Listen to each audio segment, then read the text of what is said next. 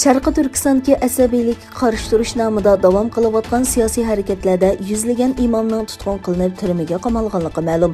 Shuning bilan birga yaqinqi yillarda 16 ming masjidning chiqilganligi yoki o'zgartganligi isbotlari bilan o'tirg'i chiqmoqda. Yaqinda Reuters agentligining muxbirlar guruhi Uyg'ur diyorida naq maydon tekshirishida bo'lgandan keyin masjid chiqish harakatining ko'lami va darajasi yana bir qatam har sohaning kuchli diqqatini qo'zg'adi. Reuters agentligining muxbirlar guruhi 2021-yil Ramazon mezgilida Cheran nahiyasidagi Egiz tomlarining qo'rshavida ko'rinmas bo'lib qolgan bir masjid xarobasini bayqagan.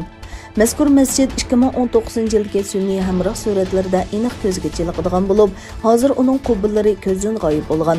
Shu joydagi bir kishidan bu haqda savol so'raganda, u bu joyda hech qachon masjid bo'lgan emas deb javob bergan. Muxbirlar bu qatam sunniy hamroh suratlardan muqimlashtirgan masjidlarni ziyorat qilgan. Bu jarayonda Xotan, Sanji qatorliq joylardagi saqlab qilingan masjidlarning qubbillarining yo'qligini, masjidlarning osma panuslar va Xitoy bayroqlari bilan to'lganligini, shuningdek masjidlardagi turli tizimlash tadbirlarini ko'rgan. Xitoy izchil masjidlarning buzg'unchilikka uchraganligini inkor qilib keldi. Xitoy Tashqi ishlar ministrligining bayonotchisi Hua Chunyinning so'ziga qaraganda, Xitoy hukumati Uyg'ur diyorida Go'zal Shinjang barpo qilish nomidagi faoliyatlarda islom diniga munosabatli binokorlik namunalarini asosiy nishon qilib kelmoqda ekan. Xitoy hukumati Uyg'ur diyorida 20 mingdan ortiq masjid borligini ta'kidlab kelayotgan bo'lsa-mu, ularning konkret ahvolini hech qachon oshkorlab boqmagan ekan.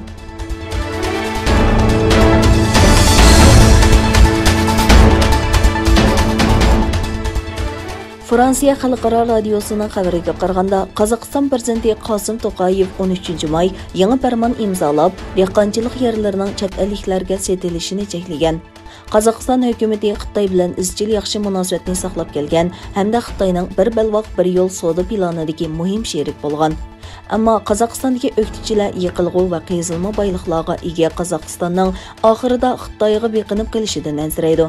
Shuningdek boshqa Xitoyning Sharqi Turkistonda Uyg'ur, Qozoq va boshqa millatlarga qaratgan besimi Qozog'iston xalqining g'azabini oshirdi. Qozog'iston o'qituvchi rahbarlari bu qarorni qarshi oldi hamda prezident To'qayevga tabrik xati yetkazish bilan bir vaqtda ularni Qozog'iston zaminini chet elliklarga setishni qayta o'ylashmaslik haqida ogohlantirdi va Qozog'istonda Xitoyning 56 mablag' selish turining yo'lga qo'yilishiga qarshi turganligini ta'kidladi.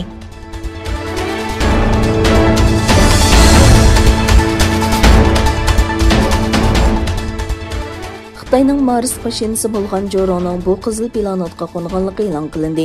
Amerika va Rossiyadan keyin Xitoy Marsga olam kemasi avatgan 3-davlat bo'lib qoldi.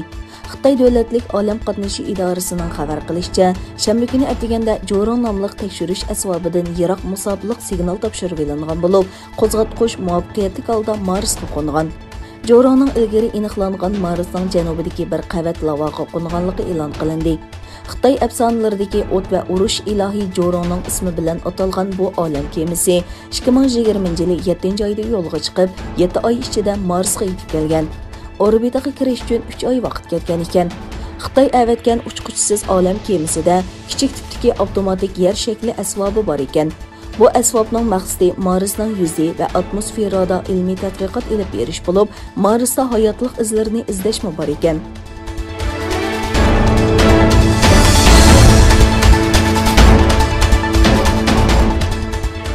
Xitoyning o'rta va sharqiy rayonlarga ta'sir qilgan quyun sababidan 12 odam o'lib, yuzlarcha kishi yaralangan. Qora quyun Xitoyning o'rta va sharqiy qismlariga hujum qilgan bo'lib, shamolning sur'ati sekundga 23 metrdan oshib ketgan. Xubey o'lkasining Wuhan shahrida 27 uyning vayron bo'lganligi, 130 uyning buzg'unchilikka uchraganligi xotirlangan.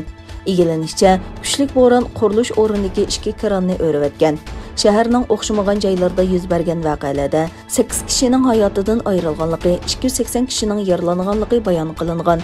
Jiangsu o'lkasining Suzhou shahrida kuchli bo'ronning elektr aslahalariga buzg'unchilik qilganligi va nurg'un zavod binolarining buzilganligi ta'kidlandi. Egilanishicha, quyun sababidan 4 odam qazo qilgan, 149 odam yaralangan.